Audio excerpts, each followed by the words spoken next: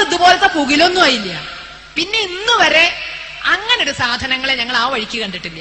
അപ്പൊ ഈ ഭാഷയെ മനസ്സിലാവച്ച ഇതും ചെയ്യാൻ നമ്മൾ നിർബന്ധിതരാകും നാട്ടുകാരെന്ന നിലയില്, ഹിന്ദു എന്ന നിലയില്.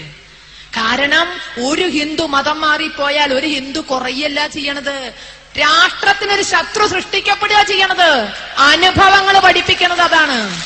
രാഷ്ട്രത്തിനൊരു ശത്രുവിന്റെ എണ്ണം കൂട്ടാൻ ഞങ്ങൾ ഇനി സമ്മതിക്കില്ല. ഞങ്ങളുടെ എണ്ണം കുറയുന്നതുകൊണ്ട് ഞങ്ങൾക്ക് പരിഭ്രമമൊന്നുമില്ല. ഉള്ളവർക്ക് ആത്മബലം ഉണ്ടായാൽ മതി. പക്ഷേ ഒരെണ്ണം കുറഞ്ഞാൽ അത് രാഷ്ട്രത്തിന്റെ ശത്രുവായി മാറുന്നു. നാഗാലാൻഡിലായാലും ആസാമിലായാലും മിസോറാമിലായാലും ഇന്നത്തെ പാകിസ്ഥാനിലായാലും ബംഗ്ലാദേശിലായാലും അനുഭവം നമ്മെ പഠിപ്പിക്കുന്നതാണ്. എന്തിന് ഭാരതാംബ വെട്ടിമുറിച്ചു? എന്തിനെ മുറിച്ചത്? ഇന്ത്യയുടെ വലതു തോളിലും ഇടതു കക്ഷത്തും ഹിന്ദുവിന്റെ എണ്ണം ഒരൽപ്പം കുറവായി പോയി. അവിടെ വെട്ടിമുറിച്ച എണ്ണി തലയാവില്ല, എണ്ണി ഉണ്ടാവില്ല. കാരണം തല എണ്ണിയ മത ഏതാന്നറിയില്ല, വേറെ ചിലത് എണ്ണണ്ടീരും. അത് എണ്ണി ഭാഗം മേടിച്ചു കൊണ്ടുപോയില്ലേ നിങ്ങള്? ഹിന്ദുവാണോ മുസ്ലിം ആണോ എന്ന് എണ്ണി നോക്കിയിട്ട് ഭാഗം മേടിച്ചു കൊണ്ടുപോയില്ലേ?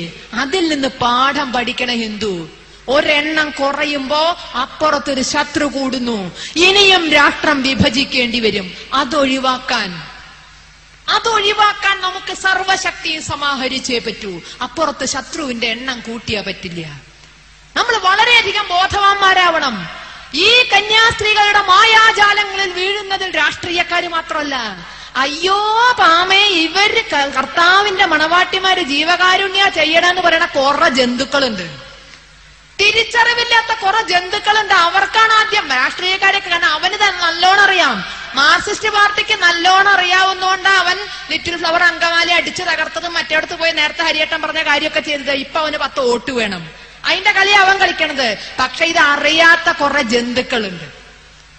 അവർക്ക് ഇതിന് ബോധം വരണം. പിന്നെ എന്താ ചെയ്യണമെന്നുള്ളത്. ഇപ്പൊ ഞാൻ നേരത്തെ പറഞ്ഞ മദർ തെരേസ കൽക്കത്തയിലെ അഗതികളുടെ അമ്മയായിട്ട് വേണം. കൽക്കത്തയിലെ പാവങ്ങൾക്ക് ഒരു നേരത്തെ കഞ്ഞി കുടിക്കാനെങ്കിലും വഴിയുണ്ടായിരുന്നു. കൽക്കത്തയുടെ തൊട്ട അയലോക്കാ ബംഗ്ലാദേശ്. അവിടെ പട്ടിണിയിൽ കിടന്ന് ആറാടാണ്. എന്തേ തിരിഞ്ഞു നോക്കാഞ്ഞ്? ഈ പാവങ്ങളുടെ അമ്മ അതിർത്തി ഒന്നും അപ്പുറം കടന്നില്ലല്ലോ. കടന്നാ വിവരറിയും. അത് മുസ്ലിം രാഷ്ട്രമാണ്. കടന്നാ വിവരറിയും. ഇവിടെ നിങ്ങൾ പട്ടാമ്പിയിലേക്ക്, എന്റെ നാട് പട്ടാമ്പി ഷൊർണൂർ ഭാഗത്തേക്ക് വരും. നേരം വെളിച്ചാകുമ്പോ വരണം.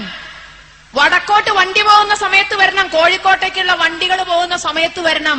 റെയിൽവേ സ്റ്റേഷനില് തിരൂര്, താനൂര്, പരപ്പനങ്ങാടി ഭാഗങ്ങളിലെ സമ്പന്നന്റെ വീട്ടിലേക്ക് പിച്ച തണ്ടാൻ പോകുന്ന മുസ്ലിം സഹോദരിമാരെ ഞാൻ കാണിച്ചു തരാം. നിരയായിട്ട് രാവിലത്തെ വണ്ടിക്ക് പോവാണ്. തിരൂര്, താനൂര് ഭാഗങ്ങളിലേക്ക്, പരപ്പനങ്ങാടി ഭാഗങ്ങളിലേക്ക്. എന്തേ അരിയും പയറും പാൽപ്പൊടിയായിട്ട് അവരുടെ ഇടയിൽ പോവാത്തത്? നേരത്തെ പറഞ്ഞതിന്റെ പോവാനേ പറ്റുമോ? തിരിച്ചു വരാൻ പറ്റില്ല. ഹിന്ദുവിന്റെ ബോധക്കടൊന്നും അവർക്കില്ല. അവര് വിവരം പഠിപ്പിച്ചു വിടും. അവിടെ ജീവകാരുണ്യ പ്രവർത്തനമായിട്ട് ചെന്നാൽ വിവരം പഠിപ്പിച്ചു വിടും. പാകിസ്ഥാനിലെ വിവരം അറിയാലോ എന്തുണ്ടായി എന്ന്. അവിടെ കുരിശെന്ന് കേട്ടാ വെട്ടാ. അത് കേൾക്കുക വേണ്ടുള്ളൂ. മതേതരന്മാർക്ക് ചെന്ന് നോക്കാൻ വളരെ അടുത്ത നാടാണല്ലോ. ഇവിടെ വലിയൊരു കുരിശുണ്ടാക്കിയിട്ട് ഈ ഹിന്ദുവിനെ ഒക്കെ കൂടി അതുമ്മ തറച്ചു കൊല്ലാന്ന് വിചാരിക്കണ്ട. ആ കാലമൊക്കെ കഴിഞ്ഞു. നിങ്ങൾക്ക് നിങ്ങളുടെ കർത്താവിനെ പോലും രക്ഷിക്കാൻ പറ്റിയില്ല. അതുകൊണ്ട് ഞങ്ങളെ രക്ഷിക്കണ്ട. നിങ്ങള് പട്ടിണിയിൽ നിന്നോ പരിവട്ടത്തിൽ നിന്നോ ഞങ്ങളെ രക്ഷിക്കണ്ട. അത് ഞങ്ങൾ സ്വയം രക്ഷപ്പെടാം. ഹിന്ദുവിന്റെ എല്ലാ പരാധീനതകളും തീർത്തത് ഹിന്ദുവാണ്. അവന് തെറ്റുകൾ ഒരുപാട് പറ്റിയിട്ടുണ്ട്. ഇടക്കാലത്ത് ജാതി വ്യവസ്ഥ ഉണ്ടായിട്ടുണ്ട്. ഒരുപാട് അനാചാരങ്ങൾ അവനുണ്ടായിട്ടുണ്ട്. അതൊക്കെ തീർത്തത് ഹിന്ദു സ്വന്തമാണ്. മാർക്സിസ്റ്റുകാരൻ മസിൽ പിടിക്കണ്ട. ഞങ്ങളുടെ ഇടങ്ങളിലൊക്കെ മസിൽ പിടിക്കാറുണ്ട്. പാവപ്പെട്ട പട്ടികജാതി കോളനിയിലൊക്കെ എന്നിട്ട് പറയും, നിങ്ങളെ അമ്പലക്കുളത്തിൽ കുളിക്കാനാക്കിയത് ഞങ്ങളാണ്, നിങ്ങളെ അമ്പലത്തിൽ കയറ്റാനാക്കിയത് ഞങ്ങളാ. പാവങ്ങൾ ഇത് നേരാന്ന് വിശ്വസിക്കും. അതിലൊന്നും മാർക്സിസ്റ്റ് പാർട്ടിക്ക് ഒരു പങ്കുമില്ല, യാതൊരു പങ്കുമില്ല.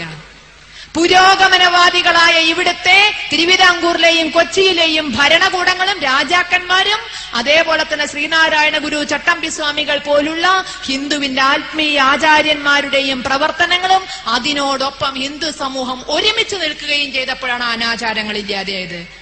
മുസ്ലിം സമുദായത്തിലുണ്ടല്ലോ കുറെ അനാചാരങ്ങള്. ഒന്ന് ചെന്ന് മാറ്റാൻ പറ്റുമോ മാർക്സിസ്റ്റ് പാർട്ടിക്ക്? ഹിന്ദുവിന്റെ അനാചാരം മാറ്റിയത് നിങ്ങളാന്ന് മസിൽ പിടിക്കണ്ടല്ലോ. ഒന്ന് പോയി മാറ്റാൻ പറ്റുമോ? പണ്ട് 87 വലിയ ആളുള്ളപ്പോ ഏലംകുളം മനക്കിലെ തമ്പ്രാൻ EMS ഉള്ള കാലത്ത് ഒരു ശ്രമം നടത്തിയോക്കി. ഈ ഒരിക്കലും ശരിയാവാത്ത ഒരു ശരീരത്തുണ്ട്, അതൊന്ന് ശരിയാക്കി എടുത്തളയാന്ന് തമ്പ്രാനൊരു പൂതിയൊക്കെ ഉണ്ടായി. ശരീരത്തിനെതിരെ എവിടേക്കോ എന്തൊക്കെയോ ഒന്ന് പറഞ്ഞു. ഈ 4 കെട്ടണത് ശരിയല്ല എന്ന് മൂപ്പരൊന്ന് പറഞ്ഞുപോയി. ഉടനെ പ്രകടനങ്ങളാണ് ആ നാട് മുഴുവൻ. 1 കെട്ട് 4 കെട്ട് നമ്പൂരിപ്പാടിന്റെ ഓളയും കെട്ടെന്ന് പറഞ്ഞു. അതോടെ ഫുൾ സ്റ്റോപ്പ് ഇട്ടു. പിന്നെ ഇന്ന് ഈ നേരം വരെ ആ ശരിയാവാത്ത സാധനത്തുമ്പോ മാർസിസ്റ്റാരം കയറി പിടിച്ചിട്ടില്ല. എന്നാ നിങ്ങളാണോ ഹിന്ദുവിന്റെ അനാചാരം മാറ്റി എന്ന് പറയുന്നത്? അപ്പുറത്ത് കിടക്കണുണ്ട് മതങ്ങൾ, ഒന്ന് ചെല്ല്, അവരുടെയൊക്കെ പ്രശ്നം പരിഹരിക്കാൻ പറ്റുമോ നോക്ക്. അപ്പൊ ഇവിടെ നമ്മൾ ബോധവാന്മാരായേ പറ്റൂ. കെനിയയിൽ നിന്ന് ഓടി വന്ന് രാഖി രാമാനം ഓടിപ്പോയാലും ഒരു ബർണാഡ്, ആ ആടിന്റെ നാട്ടില് നിത്യ പട്ടിണിയാണ്. അവനവന്റെ കണ്ണിലെ കോലെടുത്തിട്ട് പോലെ ആരാന്റെ കണ്ണിലെ കരടെടുക്കണത്? ഇവിടുത്തെ പട്ടിണി മാറ്റാൻ ക്ഷണിച്ചിരുന്നു നമ്മള്. സ്വന്തം നാട്ടിലെ അയലോക്കാരന് നാഴിയരിയുടെ കഞ്ഞി വെച്ചു കൊടുത്തിട്ട് ഇവിടേക്ക് അരിയും പയറുമായിട്ട് വരായിരുന്നു അയാള്. അപ്പൊ ലക്ഷ്യം ജീവകാരുണ്യല്ല, ലക്ഷ്യം മതം മാറ്റം, പുറമെ നിന്നൊഴുകി വരുന്ന കോടികൾ, ഇതാണ് ലക്ഷ്യം. ഇത് ഇന്നും ഇന്നലെയും തുടങ്ങിയതല്ല. എന്റെ അച്ഛനൊക്കെ പറഞ്ഞു കേട്ടിട്ടുണ്ട്, കുട്ടിക്കാലത്ത് മലപ്പുറം ജില്ലയിലെ പള്ളി സ്കൂളിലാണ് അത്ര പഠിച്ചത്. ഈ പള്ളി സ്കൂളില് മെലിഞ്ഞുണങ്ങിയ കുട്ടികളെയൊക്കെ തെരഞ്ഞെടുത്ത് നോക്കിയിട്ട് ഫോട്ടോ എടുക്കും ഇത്ര ഇങ്ങനെ. അപ്പൊ ഇവരൊക്കെ ഈ ഫോട്ടോ ഒന്നും കാണാത്ത സാധനമല്ല. അപ്പൊ എന്റെ അച്ഛനാകുമ്പോ എന്റെ മാതിരി തന്നെ ഇരിക്കും ഏകദേശം. ഇവരൊക്കെ ആ ഫോട്ടോയിൽ പെടും. ഈ ഫോട്ടോയിൽ ഇങ്ങനെ ചിരിച്ച് കളിച്ച് നിൽക്കും. പിന്നെയാണ് അത്ര അറിയണേ ഈ ഫോട്ടോ ഒക്കെ പുറത്തേക്ക് അയച്ചു കൊടുക്കുകയാണ് അത്ര. കാരണം ഇവിടെയൊക്കെ പട്ടിണി മാറ്റാൻ അവിടുന്ന് ഇങ്ങനെ ലക്ഷങ്ങൾ വരുത്താനുള്ള ഒരു ഉപാധിയായിരുന്നു ഈ ഫോട്ടോകളെന്ന. ഇത് വർഷങ്ങൾ ഇശയായി, അരനൂറ്റാണ്ടിന് മുമ്പത്തെ കഥയാണത്. അപ്പൊ അത് ഇന്നും ഇന്നലെയും തുടങ്ങിയതല്ല. ഈ പണം വരുത്താനുള്ള ഉപാധി, അതിന് ഹിന്ദുവിനെ ചട്ടുകമാക്കാൻ പറ്റില്ല. നമ്മൾ ബോധവാന്മാരായേ പറ്റൂ. ഒരു കോളനിയിലും അല്ലെങ്കിൽ ഒരു ഹിന്ദു വീട്ടിലും ഈ ജീവകാരുണ്യവുമായിട്ട് വരരുത്. അതിനുള്ള തന്റെ ഇനി അവർക്കുണ്ടാകരുത്. ആ ഒരു ഭാഗത്ത് ഈ രൂപത്തിലുള്ള പ്രവർത്തനങ്ങൾ നാട്ടുകാരെന്ന നിലയിൽ, സംഘടനകൾ എന്ന നിലയിലല്ല, നാട്ടുകാരെന്ന നിലയിൽ ഹിന്ദു ബോധവാനായേ പറ്റൂ. കാരണം ഹിന്ദു 49% ആയാൽ അന്ന് തീർന്നു ഈ മതേതരത്വം എന്നുള്ള സാധനം. അതുവരെ വേണ്ടു മതേതരത്വം. അപ്പൊ കാശ്മീരിൽ ഈ പറഞ്ഞ സാധനം ഉണ്ടോ മതേതരത്വം? കാരണം എന്താ വെച്ചാൽ അവിടെ 50% ഹിന്ദു ഇല്ല, 50% ഹിന്ദു ഇല്ല. മലേഷ്യ മതേതരത്വ രാഷ്ട്രമായിരുന്നു. പക്ഷേ 51% ഹിന്ദുവായ ആ സുദിനത്തിലെ, അല്ല 51% മുസ്ലിമായ ആ സുദിനത്തിലെ മലേഷ്യ മുസ്ലിം രാഷ്ട്രമായിട്ട് പ്രഖ്യാപിച്ചു. അതോടുകൂടി മതേതരത്വം കഴിഞ്ഞു. അപ്പൊ നമ്മൾ 49% ആയാൽ അന്ന് പൂട്ടി മതേതരത്വത്തിന്റെ ആപ്പീസ്. അത് പൂട്ടുക നല്ലത്, സംശയമൊന്നുമില്ല. കാരണം ഈ മതേതരത്വം എന്ന് പറഞ്ഞാൽ എന്താന്ന് നാളൊരു പത്രത്തിലുണ്ടായിരുന്നു, മതം കൊണ്ട് വല്ലതും തരാക്കാൻ പറ്റണത്. അതാണ് മതേതരത്വം. ഇന്ന് നമ്മളത് അനുഭവിച്ചുകൊണ്ടിരിക്കുകയാണ്. മതം കൊണ്ട് വല്ലതും തരാക്കാൻ പറ്റണ ഈ മതേതരത്വം ഇനി നമ്മുടെ ചെലവിൽ നടക്കരുത്. ബോധവാന്മാരാവുക. മുദ്രാവാക്യം വിളിക്കാനും ജാഥ നടത്താനും പ്രസംഗിക്കാനും മാത്രമല്ല നമുക്കറിയൂ എന്ന് സമൂഹത്തിന് മനസ്സിലാക്കണം. സൂക്ഷ്മമില്ലാത്തവന്റെ മുതൽ നാണമില്ലാത്തവൻ തിന്നുക എന്നുള്ളത് നാട്ടുനടപ്പാണ്. ആ നാണമില്ലാത്തവർക്ക് ഇനി നമ്മുടെ മുതൽ തിന്നാൻ കിട്ടരുത്. രാഷ്ട്രീയക്കാരന് ഹിന്ദുവിന്റെ മുതലെടുത്ത് ഹിന്ദുവിനെ കുറ്റം പറയാൻ പറ്റരുത്. നമ്മുടെ ക്ഷേത്രങ്ങൾ മോചിപ്പിക്കണം.